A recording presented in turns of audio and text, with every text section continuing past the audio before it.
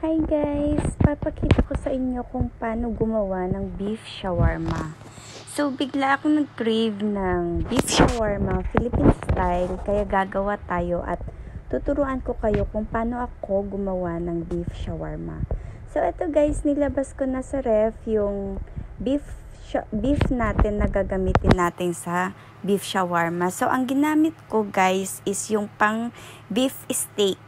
Dahil pag yung pang beef steak yung gagamitin, mas malambot at hindi na natin siya pwedeng i-pressure cooker or hindi na natin siya kailangan palambutin pa.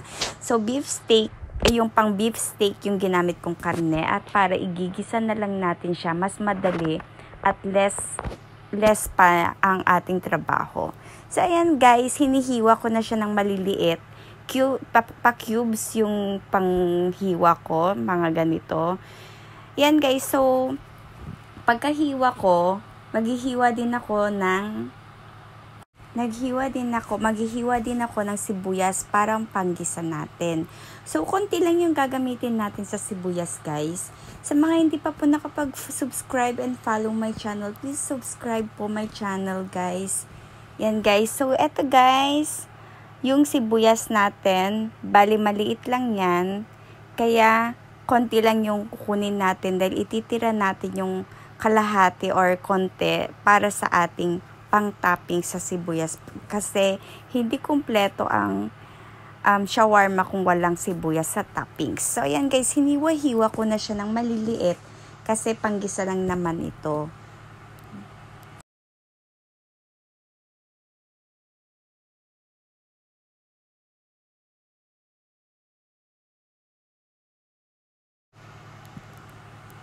So, ayan guys. So, igigisa na natin guys yung ating beef. So, ayan guys. Papainit na natin yung kawali. Ayan, pag mainit na siya, ilalagay na natin yung sibuyas or onion. Hindi ko na po kailangan ng oil or mantika or cooking oil kasi yung beef natin, may mantika na siya, may oil na siya. Kaya may taba-taba siya, kaya hindi na natin kailangan maglagay ng cooking oil.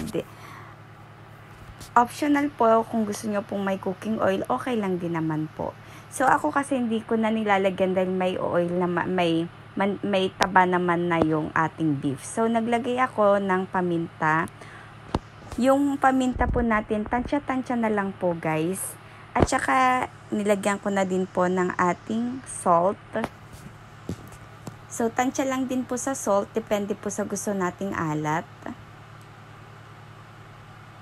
Then, haluin lang po natin hanggang maluto yung ating beef.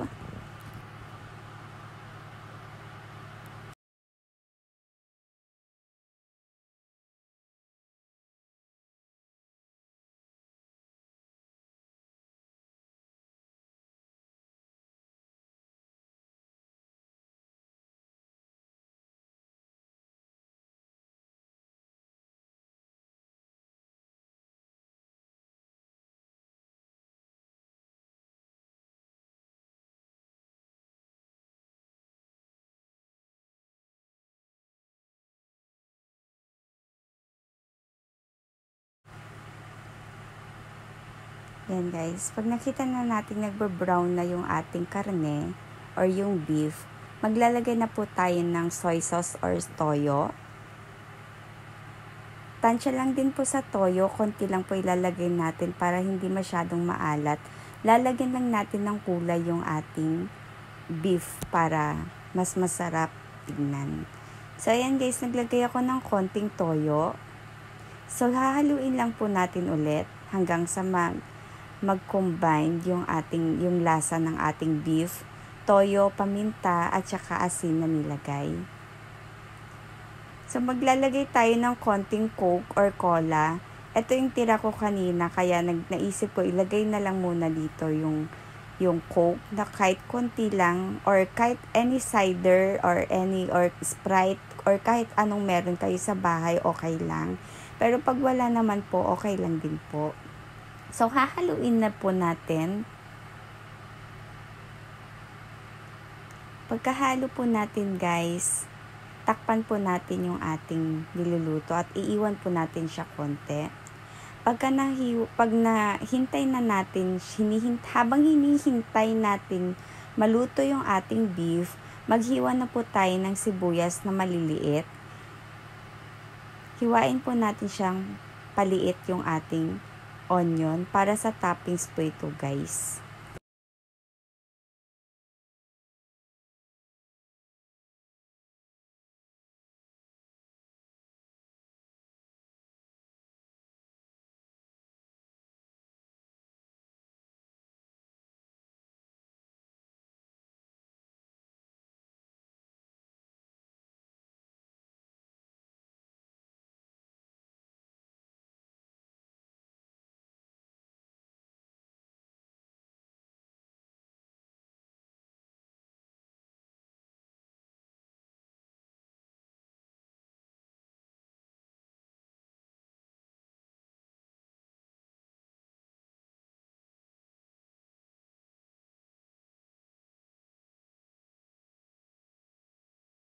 Then pagkahiwa natin ng sibuyas, maghihiwa na din po tayo ng ating cucumber or ng pipino. Hinugasan ko na po ito kanina kaya hihiwain na lang po natin siya ngayon. Hihiwain din po natin siya ng maliliit kasi lalagay din po natin ito sa toppings ng ating shawarma.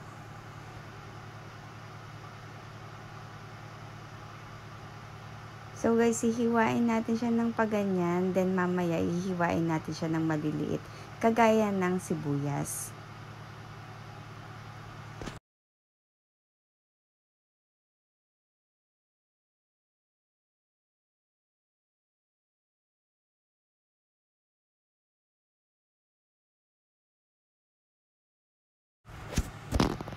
So ayan guys, kamutik na nasunog yung aking beef na ginigisa kanina. Buti na lang naamoy ko na parang may nasusunog at buti naman naagapan ko. Ayan guys, pinatay ko na yung kalan para hindi na siya masyadong matuluyang masunog. So ayan guys, okay na yung ating beef. So ito na, ilalagay na natin sa separate na lagayan yung ating toppings natin na sibuyas at na hiniwan ng pipino or cucumber. So, isa-set aside na po natin para mamaya ilalagay na po natin sa mga toppings natin.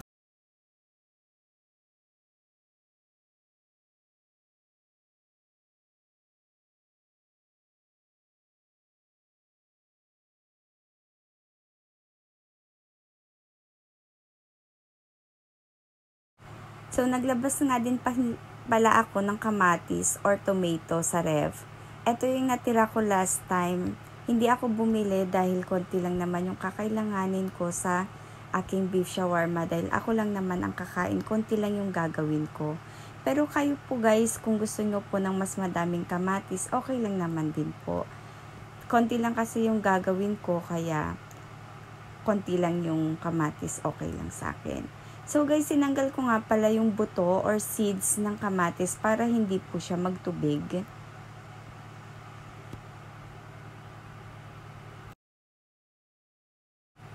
So, ina-slice ko din po siya ng maliliit, kagaya ng sibuyas at saka ng cucumber natin para same po yung size. Depende po sa inyo kung gaano kalaki yung size na gusto nyo. So, ito po guys, maglalagay din po tayo ng avocado. Binili ko pa to last time, buti hindi siya nasira. Kasi last time pa ako gustong kumain ng beef shawarma. Ngayon lang ako nagkaroon ng oras, kaya ngayon ko lang siya nagawa. So, eto guys, hihiwain ko na din siya ng maliliit yung ating avocado. Kagaya ng paghiwa natin sa kamatis.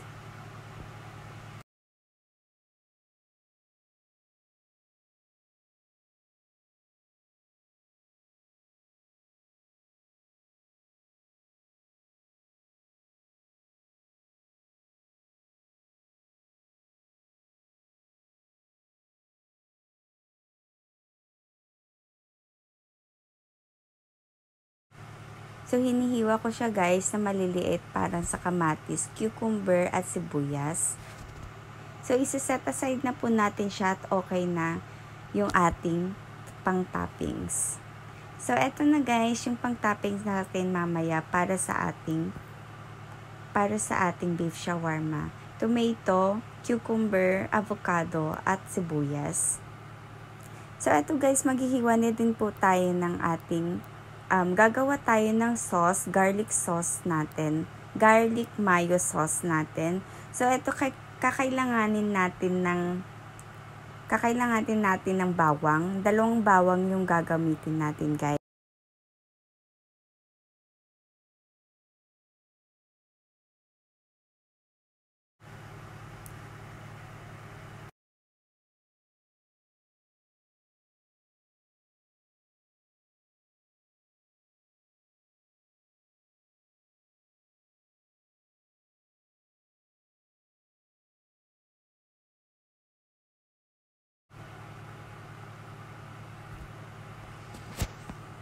So, ayan guys, gaganito natin yung bawang para sa ating sauce.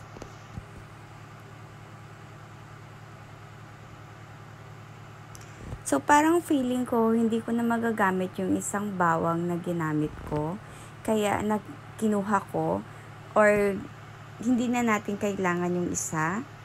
Optional po, kung gusto nyo po ng madaming bawang, pwede nyo din po ilagay. Pero para sa akin, madami na yung isa kasi malaki yung bawang na nabili ko.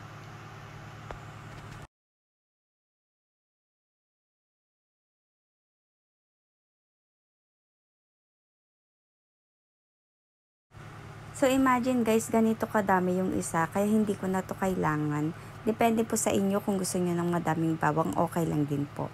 So, maglalagay din po tayo ng mayonnaise para sa ating sauce. Best Foods mayonnaise yung ginamit ko dahil mas masarap po ito para sa akin. Dahil Philippine style yung gagawin nating beef shawarma, so kailangan Best Foods ang gagamitin natin. Optional po, depende po sa inyo kung anong meron kayo sa bahay nyo. Pwede din po yung real mayo ng Pilipinas, okay lang din po. So, ayan guys, hahaluin na po natin yung ating mayonnaise at saka ng garlic. So, guys, ayan, amoy pa lang, ang bango-bango na, naaamoy ko na yung aroma ng garlic at mayonnaise. So, ang sarap-sarap nito guys, mamaya. So, ito guys, ipapainit ko na guys yung ating wrapper para sa ating shawarma. So, ganito, optional po, depende po kung anong brand ang gamit nating pang wrapper. So, ito kasi yung nabili ko, kaya ito po yung ating gagamitin. So, ipapainit ko lang po ito at gagawa na po tayo ng beef shawarma mamaya.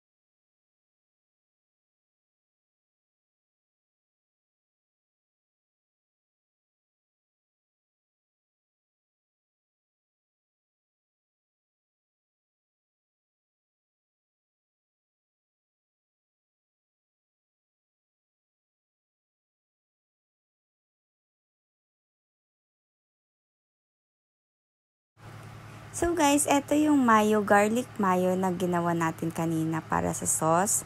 Yogurt, plain yogurt. Ito yung beef na ginisa natin kanina. Ito yung tomato, yung cucumber, yung avocado, at saka yung onion. Ito yung hot chili. Ito naman yung cheese na lalagay natin mamaya para sa ating toppings.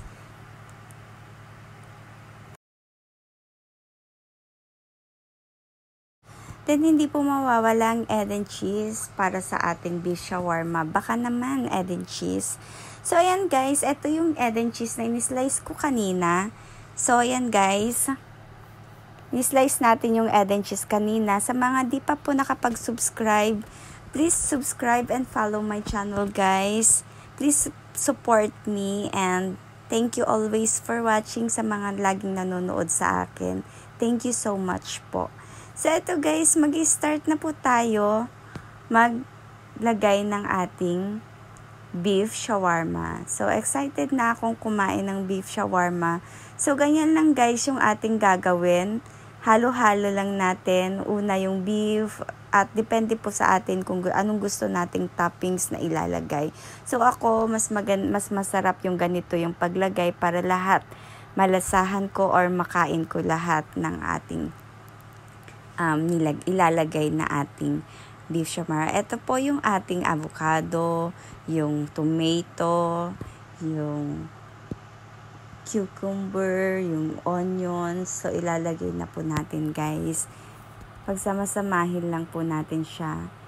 Lahat ng ating toppings. So, eto na yung ating garlic mayo na ginawa kanina. Super sarap nito guys. Lalagay na natin yung ating yogurt, plain yogurt. Then, eto, lalagay din po ako ng hot sauce. Ito yung gamit ko guys, Jufran. Masarap po siya. Ito yung lagi kong ginagamit pag tacos or nachos or beef shawarma po ako. So, maglalagay pa po ako ng ating liquid cheese para mas ma-cheesy at mas masarap po ang ating beef shawarma. Optional po kahit wag nyo na po lagyan basta may cheese lang po kayo. Ako kasi gusto ko yung mas madaming cheese. So, ayan guys, ilalagay na natin yung egg and cheese kanina. So, ayan guys, i-wrap na po natin siya.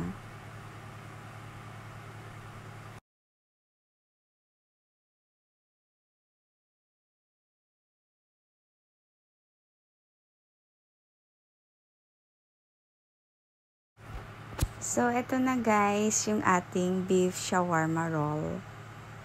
O, diba ang sarap? So, gagawa na ulit tayo ng isa pa. Hanggang sa kung ilan ang magagawa natin. So, excited na ako guys kumain.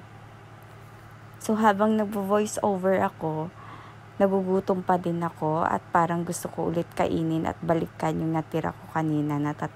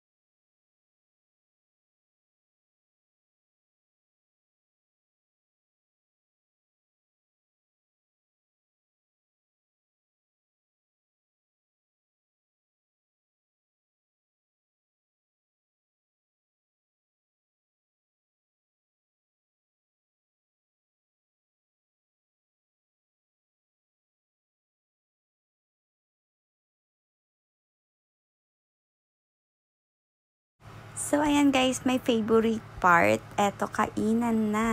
So, ayan guys.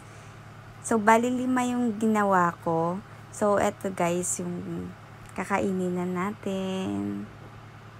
So, I'm so excited dito sa part na to. Super craving na craving talaga ako ng beef shawarma. At hindi ako nagkamali sa pag-choice na ayan ang dinner ko today. So, ayan guys, unang kagat pa lang, ang sarap-sarap na at perfect na perfect. So, lasang-lasa yung garlic mayo, yung yogurt, yung egg and cheese na nilagay ko kanina, tsaka yung beef na ginisa natin kanina. Super lasang-lasa, ang sarap-sarap guys. So, ayan guys, mukhang mapaparami ang kain ko dito guys. So, Ang sarap-sarap talaga. Super yummy. Super as in talaga ang sarap. So, ayan guys. Sa mga di pa po nakapag-follow, please follow and subscribe my channel guys. Palambing po ha. Thank you so much po. Yan, ang sarap guys at naglalaway na din ako habang nagvo-voice over ako at parang gusto ko ulit kumain. Kaso lang sa sobrang dami kong nakain kanina, nakadalawang roll ako ng beef shawarma kanina. Sobrang busog pa ako pero parang gusto ko pang balikan. Kaso lang mamaya na lang. Yan guys, ang sarap-sarap guys. So, thank you for always watching guys sa channel ko and please subscribe again. Lagi kong sinasabi thank you po sa mga nagsusubscribe and follow my channel. Please don't forget always to subscribe and follow my channel sa mga hindi pa po nakakapag-subscribe sa akin. Thank you so much and God bless po. So ayan guys, kain po muna tayo and thank you guys for watching. Have a nice day. Gayahin nyo lang po guys yung aking ginawa. Thank you guys.